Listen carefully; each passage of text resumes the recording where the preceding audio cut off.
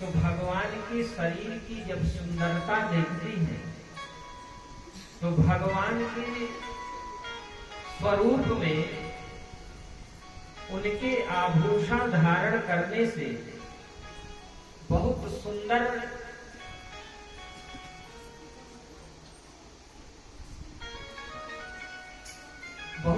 वर्णन किया है। कहा भगवान जिस समय यशोदा मैया आभूषण धारण कराती है, श्रृंगार करती है, तो क्या भगवान की सुंदरता बढ़ जाती है? भागवत में लिखा है भगवान को आभूषण वस्त्र पहनाती है तो क्या सुंदरता बढ़ जाती है? ध्यान देना। कहते हैं जो आभूषण पहनाती है तो भगवान की सुंदरता नहीं, आभूषण की सुंदरता बढ़ जाती है। बोलिए भक्तवत्सल भगवान की। भूषण भूषणांगम, जो भगवान आभूषण पहनते हैं तो भगवान के शरीर में पहुंचने से आभूषण की सुंदरता बढ़ जाती है। ये है भगवान का सौंदर्य। भगवान की सुंदरता नहीं बढ़ती, वो आभूषण का सौंदर्य बढ़ जाता है। इतना सुंदर भगवान का स्वरूप है, ये भगवान की छवि है। ऐसा वर्णन यशोदा मैया प्रातः काल होते ही भगवान को सुंदर स्वरूप में सजाती हैं, माखन मिश्री खिलाती हैं, सुंदर सुंदर घुंघराले बाल हैं, पीतांबर धारण कराती हैं, काजल लगाती हैं, पीतांबर पहनाती हैं। लेकिन छोटे बालकों को स्वरूप बिगाड़ने में समय नहीं लगता। जहां घर के मेन गेट से बाहर निकले 5 मिनट के अंदर चेहरा बिगाड़ करके आ जाते हैं।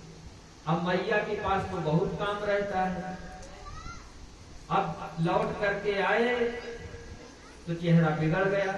अब मैया यशोदा काम छोड़ करके फिर मुंह धोया, स्नान करवाया, फिर से काजल लगाया, पाउडर लगाया, साफ किया। कहा जाओ अब की बार ध्यान रखना, मिट्टी न लगाना, धूल न लगाना। लेकिन कन्हैया को ये सब कहाँ ध्यान।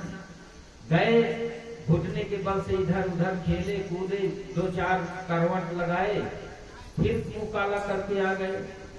तो 2-3 बार तो चलो ठीक है, जब बार बार धोना पड़ेगा, लगाना पड़ेगा, तो कभी कभी गुस्सा भी तो आएगा। एक बार ऐसा ही हुआ, मैया को गुस्सा आ गया। पता नहीं कहाँ यमुना के किनारे पहुंच गए, काला काला कीचड़ लगा के आ गए।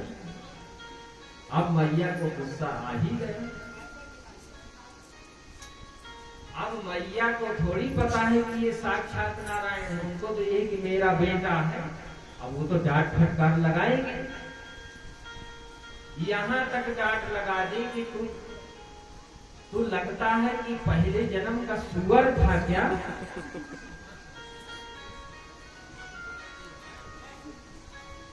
पंक्ति में है, श्री यमुना तट पंक में लोटी, बनवती अद्भुत नंद की छैया। श्री यमुना तट पंक में लोटी, बनवती अद्भुत नंद की छैया।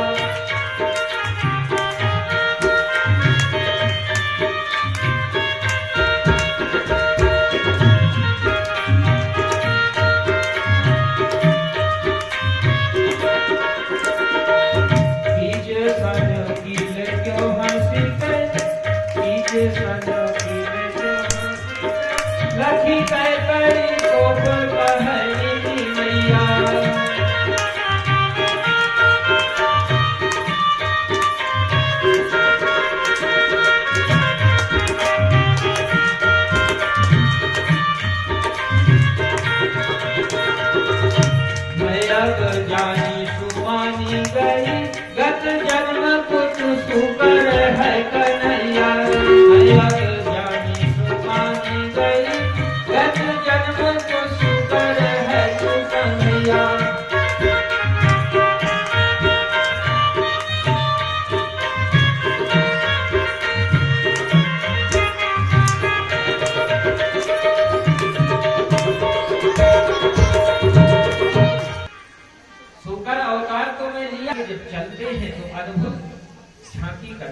होता है।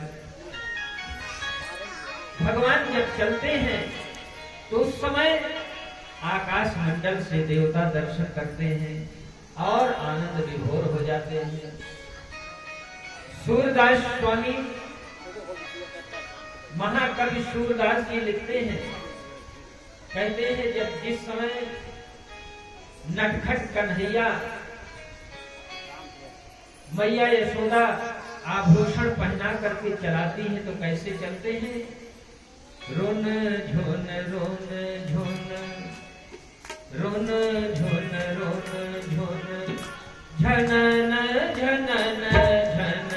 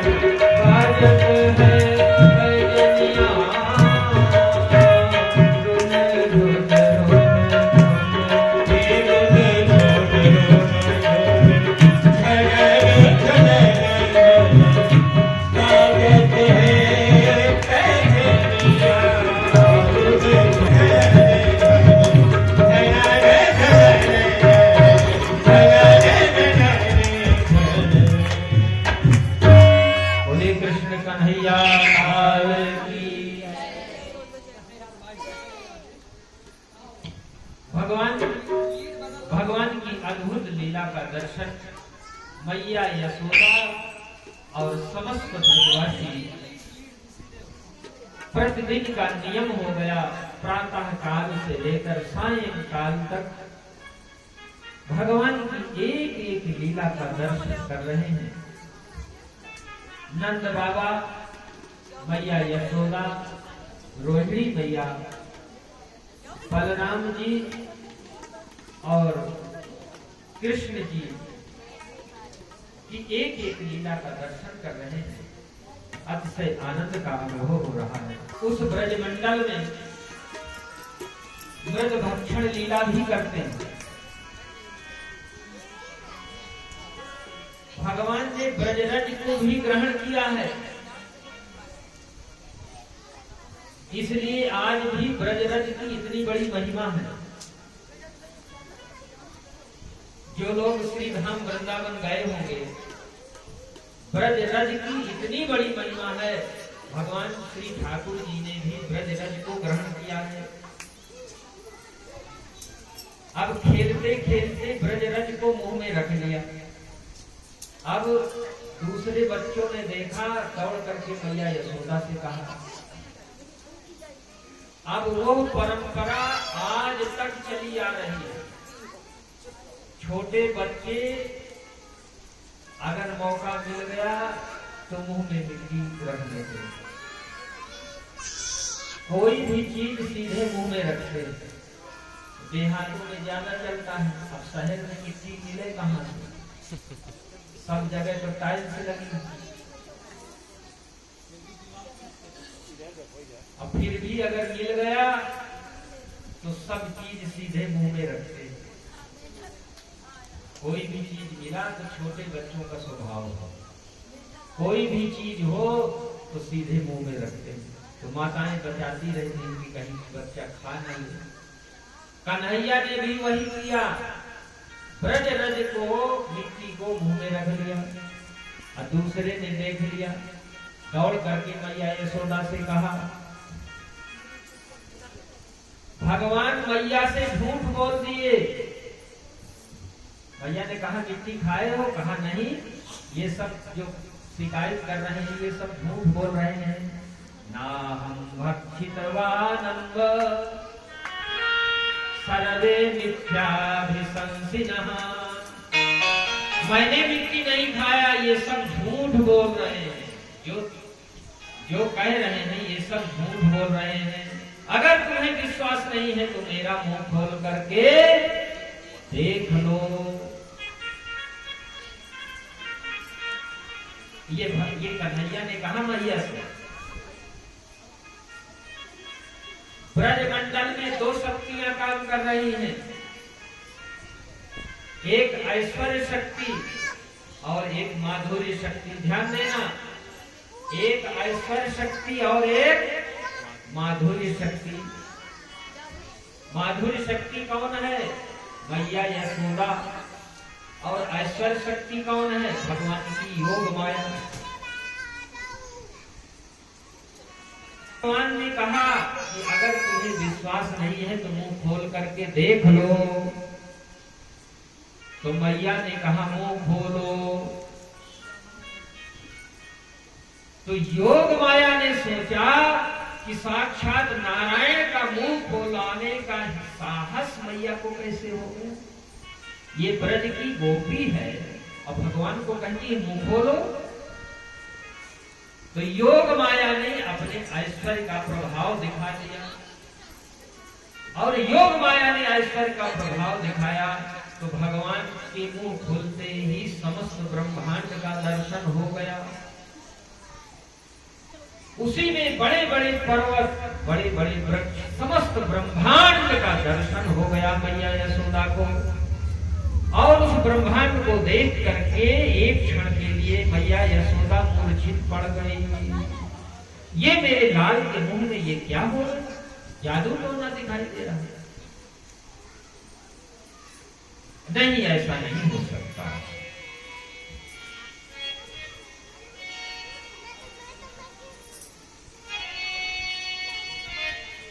मैया यशोदा को आश्चर्य हुआ है।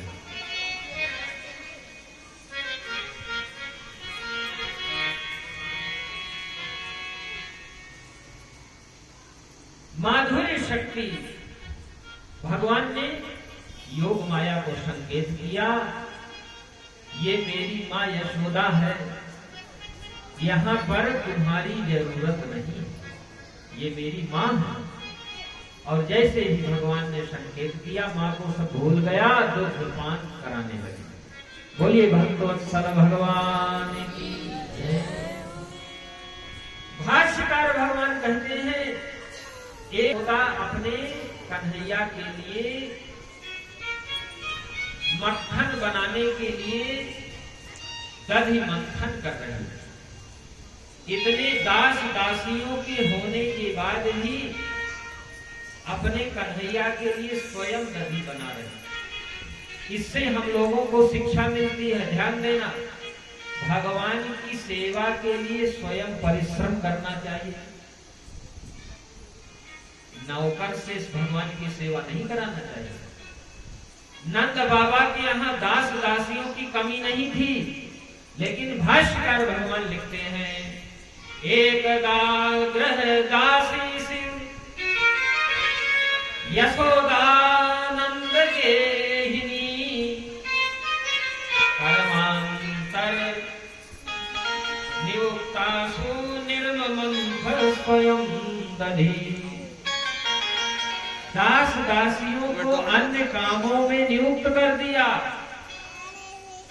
जो सेवक थे उनको अपना अपना काम बांट दिया, लेकिन भगवान के लिए स्वयं दही मंथन करने लगे। यशोदा मैया के केसों में बंधे हुए पुष्प, माताएं ध्यान दें, माताएं बहने सभी श्रोता ध्यान दें, माताएं बहने तो ध्यान नहीं दे, सभी लोग ध्यान दें। जिस समय यशोदा मैया दही मंथन कर रही हैं, उनके केसों में पुष्प उठे हुए।